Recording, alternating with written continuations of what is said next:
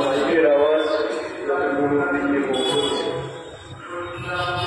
আপনারা যারা এখানে উপস্থিত হয়েছেন, এই অঞ্চল সমস্ত পর্যটন সাধারণ মানুষজন, ব্যবসায়ী বৃন্দরা, সবাইকে আমার আমি বলবার আগে ভীষণ বক্তৃতা এখানে এসএফআই ডিওয়াইএফআই নেতৃত্ব যাচ্ছে আলাদা করে নতুন করে আপনাদেরকে বলবার কিছু আমি দু তিনটে কথা আপনাদের সামনে কেউ বলছি। কিছুদিন আগে যে 15ই আগস্ট হল,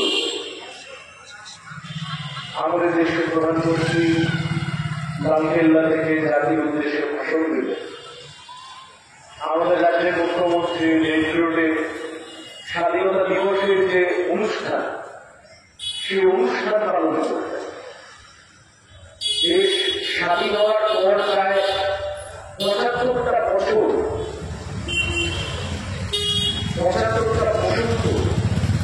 পার করে আমরা এগিয়ে আসলাম। আজকের দিনে দাঁড়িয়ে ভারতবর্ষের সমাজ ব্যবস্থায় যতগুলো মূল ইস্যু আছে, জ্বলন্ত ইস্যু, মানুষের সমস্যা, আমি আপনি সাধারণ মানুষ, দিন আনে দিন খায়, কেউ মধ্যবিত্ত, নিম্ন মধ্যবিত্ত, গরিব, শ্রমজীবী, প্রান্তিক মানুষ, তার মধ্যে একটা অন্যতম বড় সমস্যা হচ্ছে আমাদের দেশের বেকারত্ব। 1947 সালে আমাদের দেশ যখন স্বাধীন হয়, একটা পরাধীন ভারতবর্ষ যখন নতুন করে স্বাধীনতা লাভ করল, সেই স্বাধীনতা লাভের পর থেকে আজকে প্রায় 75টা বসন্ত পেরিয়ে আসছে 2025 সাল। আজকের দিনে দাঁড়িয়ে যখন ডিওয়াইএফআই লড়াই লড়তে হয়, যে কাজের অধিকারকে মৌলিক অধিকারের স্বীকৃতি দিতে হবে, রাইট টু এমপ্লয়মেন্ট, অর্থাৎ চাকরির অধিকার।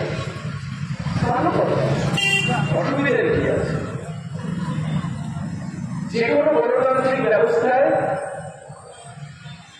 যে গণতান্ত্রিক ব্যবস্থা আস্তে আস্তে পুষ্টিকর হচ্ছে, পুষ্টি পাচ্ছে, উন্নত হচ্ছে, বিশেষত আমাদের মতো ভারতবর্ষের মতো তৃতীয় বিশ্বের দেশ, এটা ঠিক যে 1947 সালে দেশ স্বাধীন হওয়ার 10 বছর, 20 বছর, 30 বছরের মধ্যে চাকরির অধিকারকে মৌলিক অধিকার করে দেওয়া যায়, কিন্তু স্বাধীনতার 75 বছর পরে, দেশ স্বাধীন হয়ে যাওয়ার 75 বছর পরে, ভারতবর্ষের মতো একটা দেশ, যে দেশের 140 কোটি জনসংখ্যা, যে জনসংখ্যার প্রায় এই মুহূর্তে 35 থেকে 40% যুবক, কর্মবয়সী, ছাত্র যুব, ইয়ং জেনারেশন, যারা দেশ তৈরির কারিগর, তাদেরকে যদি সরকার মিনিমাম একটা রোজগারের জায়গা তৈরি করতে পারে, তাহলে দেশ, দেশের সরকার, রাষ্ট্র ব্যবস্থা, আইন, আদালত, পার্লামেন্ট, আইন ব্যবস্থা, বিচার ব্যবস্থা, আইন সভা, এসব কিসের জন্য? আমাদের রাষ্ট্র ব্যবস্থায় একটা জনকল্যাণমূলক রাষ্ট্র ব্যবস্থা। আপনি যদি ভারতবর্ষের সংবিধান খুলে দেখেন, ভারতবর্ষের সংবিধানে আপনি দেখতে পাবেন এইগুলি এগুলো হয়ে যাচ্ছে জনকল্যাণমূলক রাষ্ট্র। জনকল্যাণমূলক রাষ্ট্র শব্দের অর্থ, জনকল্যাণমূলক রাষ্ট্র শব্দের অর্থ অর্থাৎ সরকার যে নীতি গ্রহণ করবে তা জনগণের কল্যাণের জন্য গ্রহণ করবে। আজকের দিনে দাঁড়িয়ে যে ছেলেটি বা যে মেয়েটি, আমাদের মতো বয়সী যে ছেলেটি বা যে মেয়েটি স্কুল পাস আউট হলো, কলেজে পাস আউট করলো, স্কুল থেকে পড়াশোনা করে বেরোলো, কলেজ থেকে পড়াশোনা করে বেরোলো, কেউ গ্র্যাজুয়েশন, কেউ মাস্টার ডিগ্রি, কেউ পিএইচডি, কেউ ক্লাস 8, কেউ ক্লাস 10, কেউ এইচএস।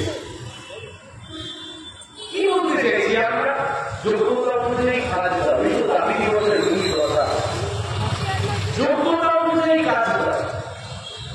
একটা সময় ছিল আনএমপ্লয়েড ইউথ, ভয়ঙ্কর আনএমপ্লয়মেন্ট, ভয়ঙ্কর সমস্যা দেশে। আজকের দিনে সমস্যা শুধুমাত্র আনএমপ্লয়মেন্ট নয়, আজকের দিনে সমস্যা আনএমপ্লয়মেন্টের সাথে সাথে আন্ডার এমপ্লয়মেন্ট। পিএইচডি পাস করে গিয়ে ক্রোমের চাকরির জন্য ইন্টারভিউ দিতে যাচ্ছে, মাস্টার ডিগ্রি পাস করে গেছে, ফ্লিপকার্ট, অ্যামাজন, জোম্যাটো তার ডেলিভারি বয় হিসেবে তাকে কাজ করতে হচ্ছে। গ্র্যাজুয়েশন পাস করে গেছে, কাজ নেই। এক্ষুনি আসছে আমার গাড়ির টায়ার লাগাতে গেছিলাম একটা দোকানে, টায়ার লাগানোর কাজ করছে। এটা ঠিক বড় কাজই ছোট নয়। অন্তত আজকের দিনে শাসক দলের যে নেতারা নির্লজ্জের মতো দোকান টাকা দশ হিসেবে যেভাবে চুরি করে খাচ্ছে তার চাইতে তো ঢের ভালো কাজ। কিন্তু প্রশ্ন তো খুব স্পষ্ট এবং খুব স্বাভাবিক। বিপুল জনসংখ্যার দেশ, এই বিপুল পরিমাণ একটা জনসংখ্যার দেশে একটা বিপুল পরিমাণ মানব সম্পদ অস্ট্রেলিয়ার কাছে নেই, জাপানের কাছে নেই, গোটা বিশ্বের পাগল দেশ আগে তারা এই মুহূর্তে মানব সম্পদে ঘুরছে। আমাদের কাছে আছে বিপুল পরিমাণ মানব সম্পদ আছে। আমাদের ছেলেমেয়েরা পড়াশোনা শিখছে, কিন্তু পড়াশোনা শেখার পরে তাদের একটা কাজের ব্যবস্থা কেন করতে পারছে না। কি কেন্দ্রের সরকার কি রাজ্যের সরকার একটা নতুন ব্যবস্থা নিয়ে এসেছে, স্টার্টআপ, ছোট করে ব্যবসা তৈরি করা। সেই স্টার্টআপের পুঁজি কত? সেই স্টার্টআপ তৈরি করার জন্য ব্যাংকের লোন কত পরিমাণ লোন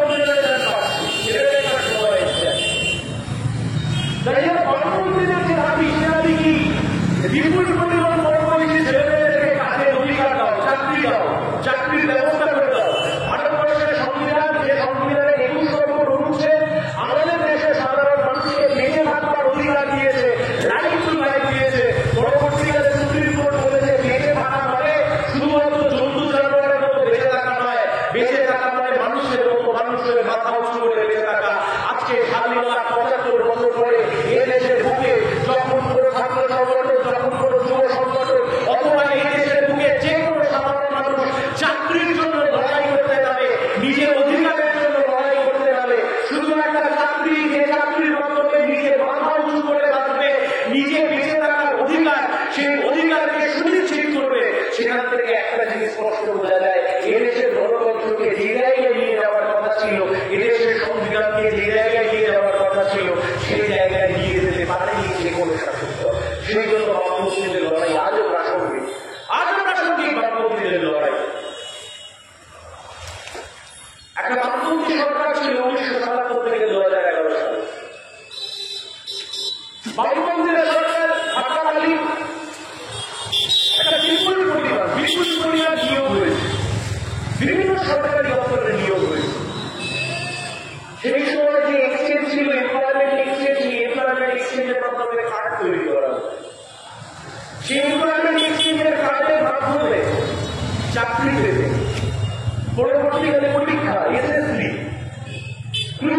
গ্রুপ-ডি, তারপরে কি সেই বন্ধু সরকার পশ্চিমবাংলার সমস্ত বেকারত্বকে ঘুষিয়ে দিতে পেরেছিল না, কিন্তু সেই বেকারত্বকে ঘুষিয়ে দেওয়ার একটা প্রয়াস শুরু করতে পেরেছে।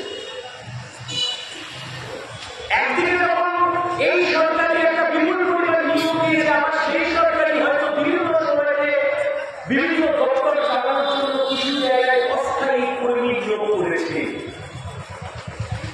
পরবর্তীকালে সুপ্রিম কোর্ট বিভিন্ন রায় উল্লেখ করেছে যে অস্থায়ী কর্মী নিয়োগ না করে সেই অস্থায়ী কর্মীর জায়গায় স্থায়ী কর্মীকে নিয়োগ করে, অথবা যে অস্থায়ী কর্মী হয়েছে তাকে স্থায়ী পদে বসাও। এই মুহূর্তে পশ্চিমবাংলার বুকে খাদ্য দপ্তর, এই মুহূর্তে পশ্চিমবাংলার বুকে স্বাস্থ্য দপ্তর সবচাইতে ব্যাপক পরিমাণ অস্থায়ী কর্মচারীকে চালাচ্ছে।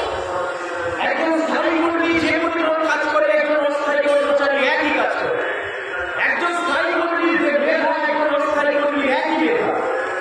কিন্তু আপনি উল্টে দেখুন, একজন স্থায়ী কর্মী হয়তো সরকারের কাছ থেকে মাসে 30,000, 35,000, 25,000 টাকা বেতন পাচ্ছে। একজন অস্থায়ী কর্মচারী হয়তো মাসের শেষে বেতন পাচ্ছে 10,000, 12,000, 15,000 টাকা।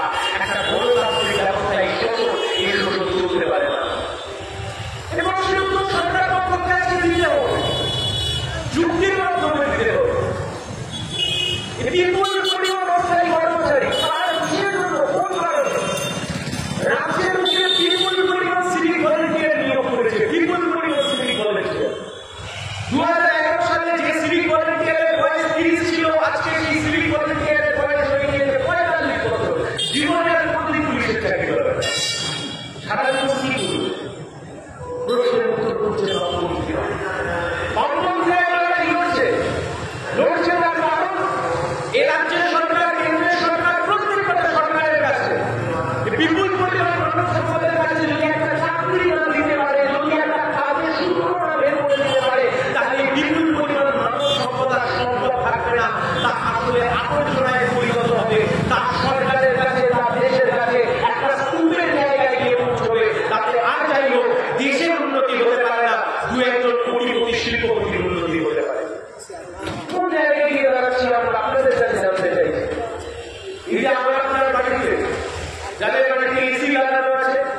জায়গাটি চিমনি লাগানো আছে, দেখবেন যারা টেকনিক্যাল কাজ করতে আসে, যারা আপনার বাড়ি এসি সার্ভিসিং করতে আসে, চিমনি সার্ভিসিং করতে আসে, বড় বড় কোম্পানি, সেই কোম্পানি পশ্চিমবাংলার মধ্যে সব বন্ধ হয়ে গেছে, কাজ করবার জায়গা নেই। অত্যন্ত কর্মজীবী আছে, তারা কাজ করতে বাধ্য হচ্ছে। প্রশ্নের উত্তর তো মুখ্যমন্ত্রীরা চাইছে, আর এই প্রশ্নের উত্তর যখন আমরা চাইছি পশ্চিমবাংলার দর্শক মানুষের তরফ থেকে। এই পশ্চিমবাংলার থেকে উত্তর যখন আমরা চাইছি, এই উত্তর আমরা চাইছি এদেশের 140 কোটি জনগণের উদ্দেশ্যে। গোটা ভারতবর্ষ জুড়ে আছে, আপনি তাকিয়ে দেখুন, গোটা দেশে বিজ্ঞাপন আছে, তাকিয়ে দেখুন কিভাবে বেকারত্ব বাড়ছে। 2014 সাল, 2025 সাল, যে কেন্দ্রের সরকার ক্ষমতায় আসবার আগে আপনাকে আর্থিকের সময় দিকে বলল বছরে 2 কোটি বেকার যুবকের চাকরি হবে। কোথায় বছরে 2 কোটি বেকার যুবকের চাকরি? আজকে তার জন্য যে জায়গায় গিয়ে গোটা বিষয়কে দাঁড় করাচ্ছে, তা আসলে না করছে একটা প্রধানভাবে শ্রমিকের শোষণ হচ্ছে, কম বয়সী যুবক যুবতীদের তাদের শ্রমের শোষণ হচ্ছে। এর জায়গায় বেশি কিছু হচ্ছে না। আপনার বাড়িতে খাবার দিতে যায় যে সুইগি, জোম্যাটো ছেলে মেয়েটি, কথা বলুন 15 দিন তার সাথে, দেখবেন কেউ গ্র্যাজুয়েশন পাস করেছে, কেউ মাস্টার ডিগ্রি পাস করেছে, কেউ 12 পাস করেছে, কেউ 10 পাস করেছে। চাকরির আকার গ্র্যাজুয়েশন পাস করার পরে আজকে জোম্যাটো ডেলিভারি বয় হিসেবে তাকে কাজ করতে বাধ্য করা হচ্ছে। তার কারণ বাজারে কাজের বদলা। পশ্চিমবাংলার বুকে আজ থেকে 10 বছর 15 বছর আগে যত ইঞ্জিনিয়ারিং কলেজ ছিল, একটা সময় ছিল সেই ইঞ্জিনিয়ারিং কলেজগুলোতে চান্স পাওয়া যেত না, এবং সেই ইঞ্জিনিয়ারিং কলেজগুলোতে চান্স না পাওয়ার জন্য একটা সময়ের পরে গিয়ে সেখানে ম্যানেজমেন্ট কোথায় টাকা দিয়েও হয়তো ভর্তি হতে হতো। কিন্তু আজকের দিনে যে পরিস্থিতি তৈরি হয়েছে, সেই পরিস্থিতিতে দেখা যাচ্ছে গোটা পশ্চিমবাংলার বুকে ইঞ্জিনিয়ারিং কলেজের সিটটা ফাঁকা হয়ে পড়ে আছে। এর আগে ছিল পশ্চিমবাংলার শ্রমিক, সেই শ্রমিক কাছে কাজ করতে চলে যাচ্ছিল। মিডিয়া তার নাম দিয়েছিল পরিযায়ী শ্রমিক। এবছরে নতুন এক পরিযায়ী আবির্ভাব ঘটেছে, তাদের নাম হয়েছে পরিযায়ী ছাত্রছাত্রী, যারা পশ্চিমবাংলার বুক থেকে বাইরের রাজ্যে পড়াশোনা করতে চলে যাচ্ছে। তার কারণ পশ্চিমবাংলার বুকে চাকরির আকাল। এই চাকরির আকাল যদি কমানো না যায়, তাহলে বিপুল পরিমাণ জনসংখ্যা, বিপুল পরিমাণ কম বয়সী ছেলে মেয়ে, আমাদের বয়সী ছেলে মেয়েদের ভবিষ্যৎ। সরকার আসবে, সরকার যাবে, সরকার তৈরি হবে, সরকার চলে যাবে, কেউ বিরোধী দল হবে, কেউ সরকার পক্ষ হবে, কিন্তু পার্টি কর্মীদের হিসেবে আমার আপনার বয়স এগিয়ে যাবে। পার্টি কর্মীদের হিসেবে আমার আপনার বয়স এগিয়ে যাবে। কাঁধে যাদের স্বপ্ন ছিল আর হাতে অনেক সার্টিফিকেট ছিল, আজকে সেই স্বপ্ন কাঁধ থেকে ঝেড়ে ফেলে আর সেই সার্টিফিকেট বুকের মধ্যে ঢুকিয়ে দিয়ে পিঠে আজকে জোম্যাটো আর সুইগি আর ফ্লিপকার্টের ব্যাগ কাঁধে তুলে নিতে হচ্ছে।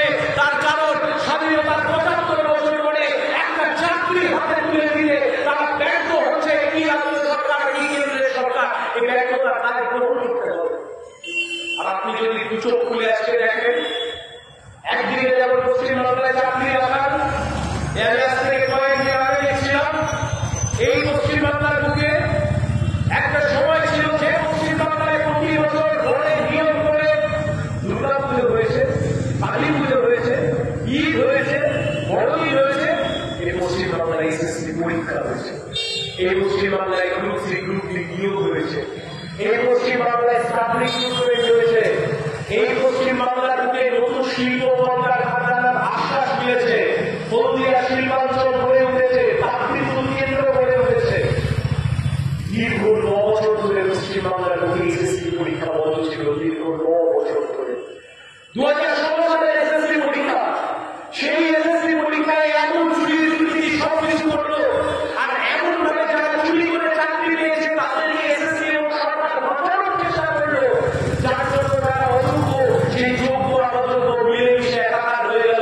চাল আর কাপড় ইচ্ছা করে ভাগ করলো না, ইচ্ছা করে সেগ্রিগেট করলো না, যার জন্য গতকাল, গত রবিবার এবং আগের রবিবার, নবম, দশম এবং একাদশ দ্বাদশ এই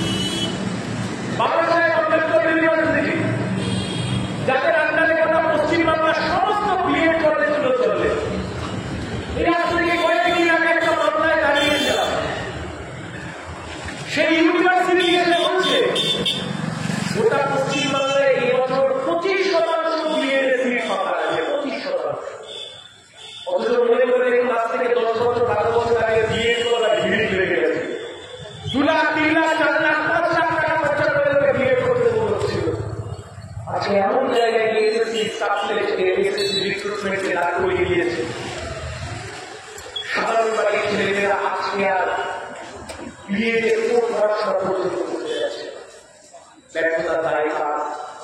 একদিকে যেমন রাজ্য সরকারের এসএসসি, অন্যদিকে কেন্দ্র সরকারের এসএসসি সিজিএল কোথায় গিয়ে দাঁড় করিয়েছে? আগস্ট মাসের পরীক্ষা কোন মাসে এসে নিচ্ছে।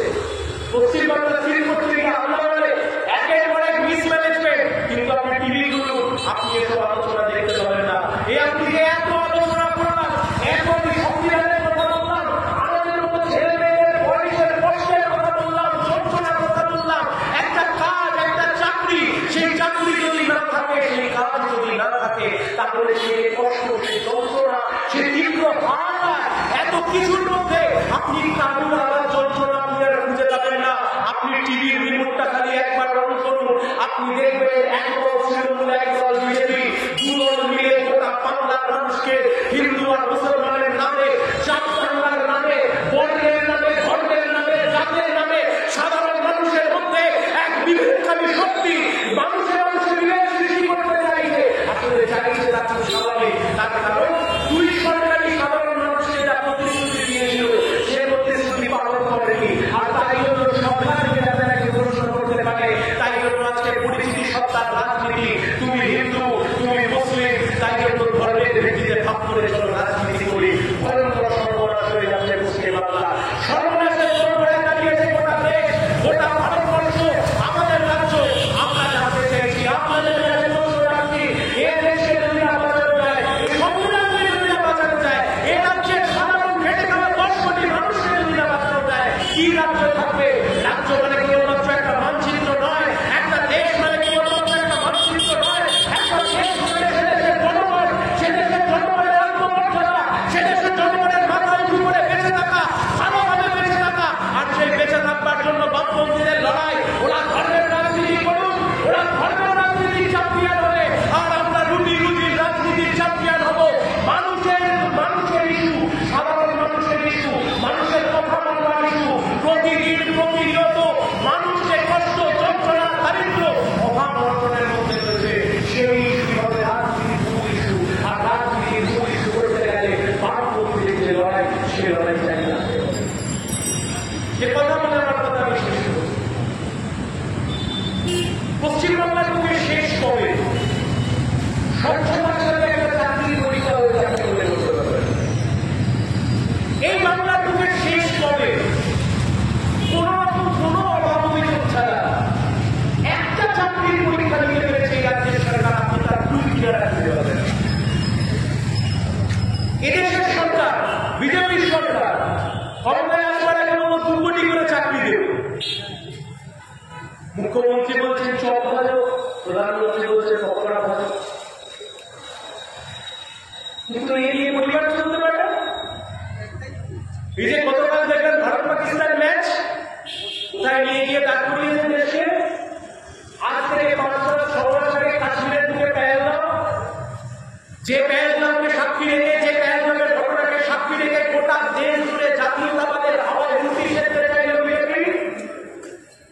আজ থেকে 6 মাস আগে পেহেলগাঁওয়ের ঘটনাকে কেন্দ্র করে গোটা দেশ জুড়ে যারা জাতীয়তাবাদের উগ্র হাওয়া তুলে রুটি সেঁকতে চাইছিল, আমরা বামপন্থীরা আমরাও সমর্থন করেছি যে হ্যাঁ, জঙ্গি কার্যকলাপ বন্ধ করতে হবে, যে দেশের মুখে জঙ্গি ঘাঁটি আছে তা ধ্বংস করবো, সমস্ত দল মত নির্বিশেষে একসাথে 100টা কথা বলেছে।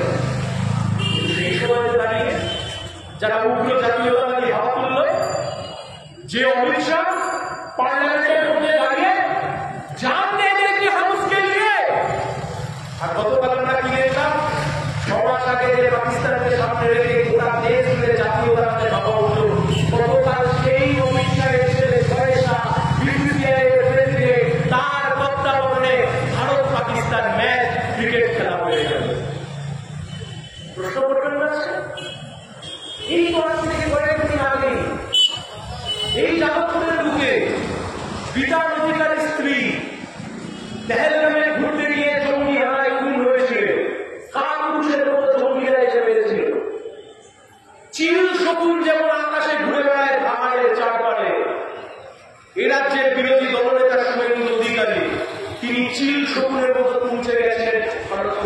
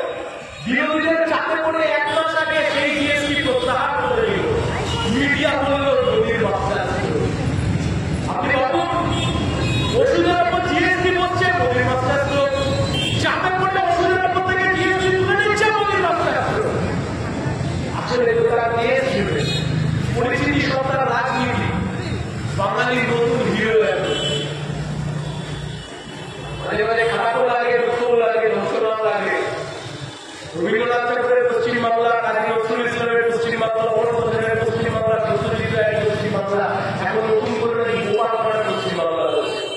কোন পাঠার মানে কোন পাঠার রাজ্যে আমরা বাস করছি এরা আমি বুঝতে পারছি। মোটের কোনো পক্ষ সমাজে আর হতে পারে না। এটা বিরোধী দলনেতা তার দলের নেতা মন্ত্রীদের যা কার্যকলাপ, যা বলতে চাইছে, যা বলতে চাইছে, ইতিহাসকে যেভাবে সেটাই নিয়ে তৈরি করাতে চাইছে, পারলে রবীন্দ্রনাথ ঠাকুরের জায়গায় গিয়ে গোপালপাড়াকে বেরিয়ে চলে আসে। যদিও আজকে ইস্যু যেটা বলেন তাকেও বলে দিতে চাই, যে কথা বলে আমি আমার কথা শেষ করি। বামপন্থীদের লড়াই, খেটে খাওয়া সাধারণ মানুষের, আমার বয়সী ছেলে মেয়েদের চাকরি হক দাবি লড়াই, সরকারি কর্মচারীরা দিয়ে পাবে কি পাবে না, বামপন্থীদের লড়াই, হ্যাঁ পাবে। মানুষের মৌলিক অধিকার তাদেরকে বঞ্চিত করা যাবে না, তাকে দিয়ে অধিকার, প্রাপ্য অধিকার বুঝিয়ে দিতে হবে। সুপ্রিম কোর্টের মুখে মামলা করে কি হয়েছে? সর্বকাজের সর্ববেতন, যে সুপ্রিম কোর্ট রাজমন্ত্রী তৈরি করতে বলেছিলেন, যে সুপ্রিম কোর্টের কথায় করোনার সময়তেও কেন্দ্রের সরকার রাজমন্ত্রী ক্যাবিনেটের কাজকে সামনে রেখে রাজমন্ত্রীর কাজ করে নিয়ে গেলে, সেই একই সুপ্রিম কোর্ট ভারতবর্ষের ভিতরে সমকাজে সমবেতনের কথা বলেছিল 2016 সালে, তার কেন্দ্রের সরকারের সামনে গিয়ে পৌঁছায়। আসলে যে শোষণ হচ্ছে প্রতিদিন হচ্ছে, আপনার অজান্তে বা আপনার জানতে তার বিরুদ্ধে লড়াই হচ্ছে বামপন্থীরা। এই লড়াইকে ভোট দিয়ে পরীক্ষা করতে যাবে, এই লড়াইকে ভোটের ভটকারা দিয়ে দাঁড়িপাল্লায় মাপতে যাবে। ভোটের দাঁড়িপাল্লায় যদি মাপতে যান, সে দাঁড়িপাল্লায় বামপন্থীরা কখনো সরকার চালিয়েছে, কখনো বিরোধী হয়ে যাওয়া বামপন্থীরা কখনো শূন্য হয়ে গেছে। কিন্তু উল্টো